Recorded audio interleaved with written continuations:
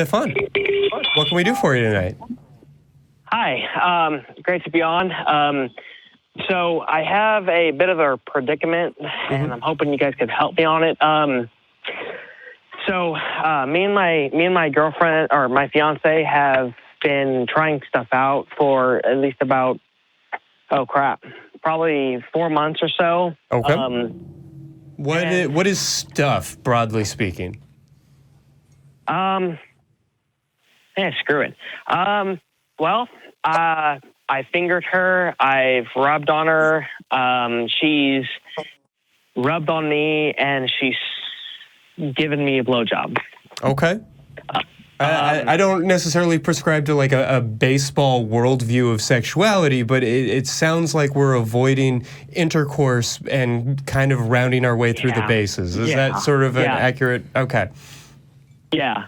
The unfortunate thing is, well, at least for me, I would say is she's made it very clear that she does not want to have sex until after we're married, which I don't really hold that against her, but at the same time, it's like she's got some moves. Come on now. But my biggest issue is I think it's more of like a shy thing. Like, I love her to death, and I don't want to tell her, hey, you're doing this wrong. But at the same time, I'm more experienced than she is, like way more experienced, and I want to let her know, hey, so whenever you're doing that second thing, this is how it's supposed to go. But at the same time, I think to myself, well, crap.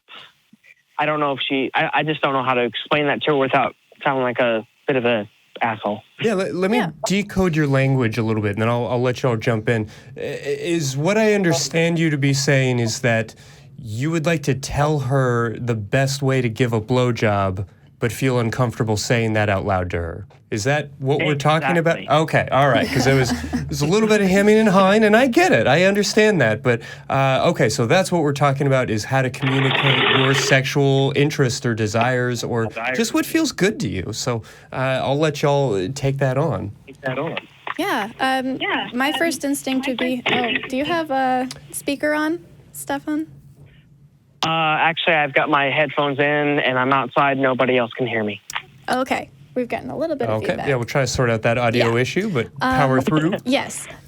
So my first thought would be to possibly not say you should be doing it like this or anything to do with her, and just say what you like or what you don't like. Not right or wrong, but what I enjoy. Yeah. Oh, I really liked it when you did this, and I guarantee you she's going to do that more. Or, I don't really like that very much. Can we try something else? So focusing it on what you like and what you would prefer instead of, this is the correct way to do it or the incorrect way. Take some of the pressure and the moralizing away from it. Yeah. Also, maybe go to a couple classes together. You could go one for cunnilingus. One for absolutely. it could be a fun bonding experience to go together for his and hers situations. How to word this correctly? She is an amazing woman, and she does pretty much anything that she can and will do to do that. Again, it's just my shyness and not wanting to like upset her too much. It's just we have whenever it comes to telling each other about stuff like that, like hey, this is what I like more or whatever. It's a little bit harder because, to be honest, she's 23, I'm 25, and I'm the only one in her life that's ever, gone that far with her or tried to go that far with her and do what it is. And I guess as stupid as this may sound, it's just like one of those, I'm shy type of things, and I don't want to tell her that she's doing it wrong, or even, hey, so this is what I like, but at the same time, we could do this. It's just one of those, shit, you're doing this great. And then I'm like, oh crap, I don't want to tell her this because she might feel bad about herself. Mm-hmm. And it gets really, really, really, really, really fucking jumbled up, which honestly is mainly my fault because I'm too constraining-ish, and I've never been with a woman such as her. So, yeah, if that makes any sense. Wow. Darrel, did you want to jump in with this one? Well, I'm curious. How much religion is involved in this relationship? Well, I am an atheist, completely like a strong atheist, and she is, she may not want to admit it, but she, I think, is an agnostic theist, borderline atheist. Okay, so she's still doing some deconstructing, it sounds like. Mm-hmm. Yeah. Right. Interesting. Huh. Well, we're not here to do therapy on you or her. I would say that maybe reading, I liked what V recommended, is going to some classes. And if she's truly an agnostic atheist or whatever, not super religious, then she probably would be okay with going to those kind of classes. Right. I did hear something from you several times. And this is really, really what I'm interested in, and what we're talking about here today is you and your thought processes as opposed to whoever you might be involved with. Because if it's not this person, it might be another person. And one thing you've said many times is, I'm shy. And I'm not saying people aren't naturally shy. I think we have natural inclinations towards introversion or shyness. But I'm also hearing that there's probably some beliefs about shyness, about asserting yourself, that you hold. That if you say certain things, assert yourself, then that makes you a bad person or a pervert or whatever. I don't know. What are some of those beliefs that you've got? Well, that honestly, I very, very honestly, I think you kind of hit it directly on the spot. I was brought up as a Christian and with a couple of beliefs, and I am at the point in my way of thinking of, I don't want to sound like a dick. Like, I don't want to be one of those guys who tells her this is how it's supposed to go. I don't want to do that. And I feel like if I were to tell her, hey, it was great, but this is what you can improve on, it scares the crap out of me, because I'm scared that I'm going to come off as one of those guys who, only thinks about himself, or even, like you said, is too much of a pervert. Because, like I said, this is definitely not the first time this has happened. I've been with other girls, and let's be honest, I've watched a lot of porn in my day and so far, and I know what's supposed to happen, but at the same time, I don't want to come off as, this is how, honestly, I do like it. Would you be able to work with that? It's one of those things I feel like I have to get over the whole, look, she knows you're not a jackass. She knows you're not a dick. She knows you're not, a pervert or one of those controlling assholes. Mm-hmm. She knows that you're a good person. You just need to communicate with her. But at the same time, I think, well, shit, I don't want her to feel bad. I want her, to feel like she's done a great job whenever she has. But at the same time, I have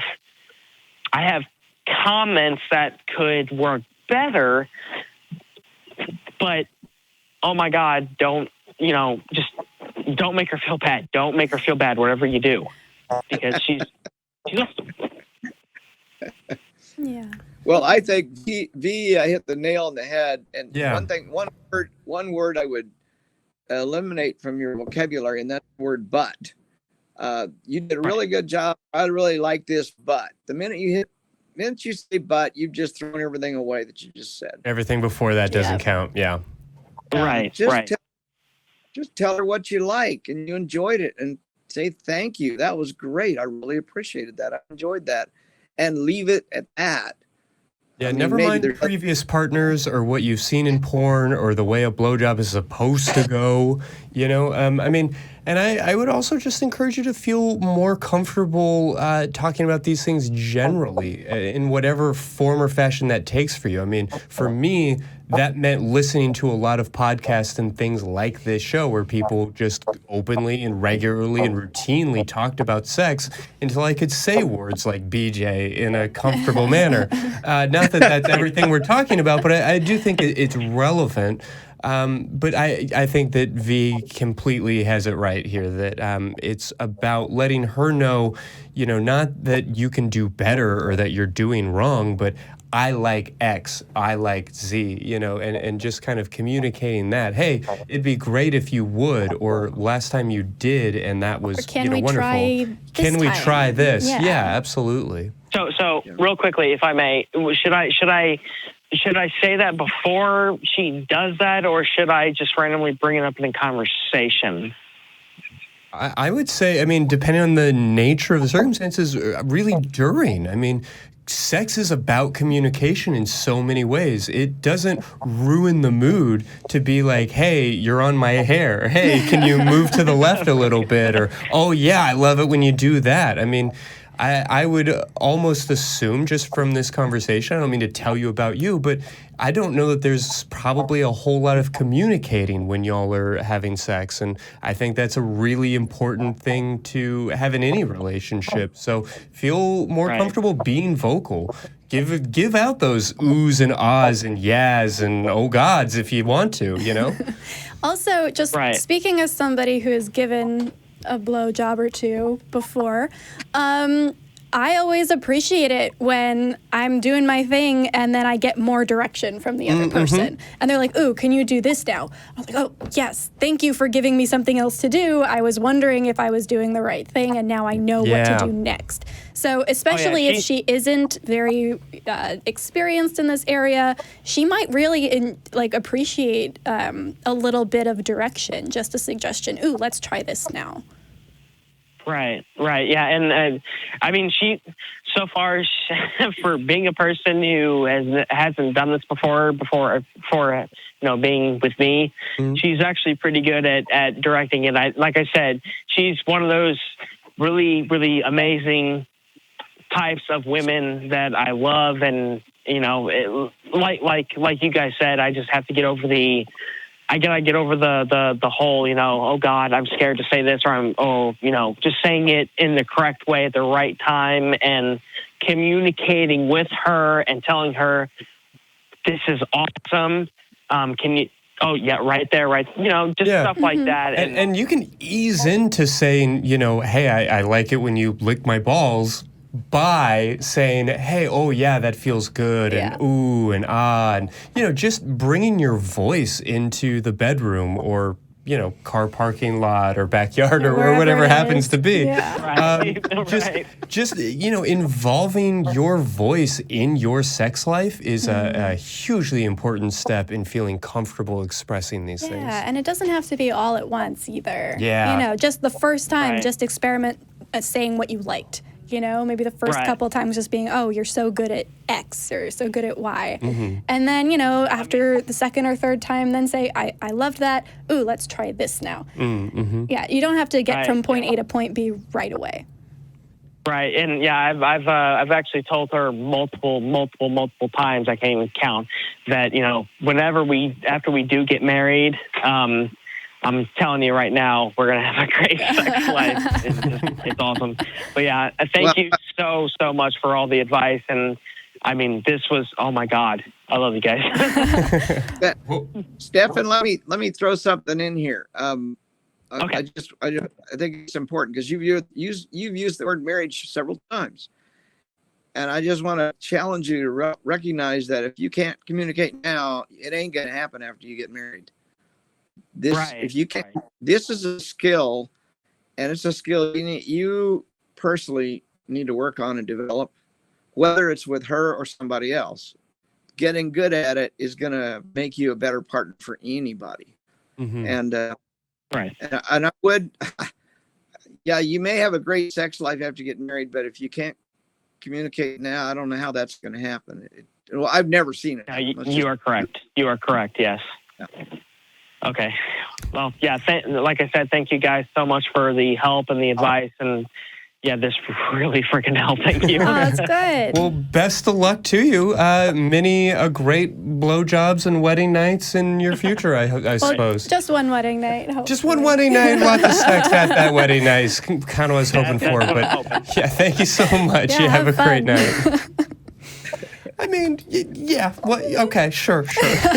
Sorry, editor. I'm going to nitpick Right, a little bit. right. I think a lot of this also stems from the fact that for some reason we think that we have to be inherently or like innately good at sex right away. Mm-hmm. And like if you don't know exactly what to do with every person you're with right away without any verbal cues, then somehow you're bad at sex and that's a horrible thing. Yeah, as if people don't like get better at dancing with their Right, partner over exactly. time, or whatever it might be. I mean, even something as simple as like going for a hike. There's a rhythm to hiking with somebody else. I mean, if you hold back a branch and then you let it go and it snaps them in the face, or there's just these unspoken things or spoken things that we begin to understand, and that chemistry can take a little while to develop, and Yeah. it's not going to change if you don't talk about it. So. Right.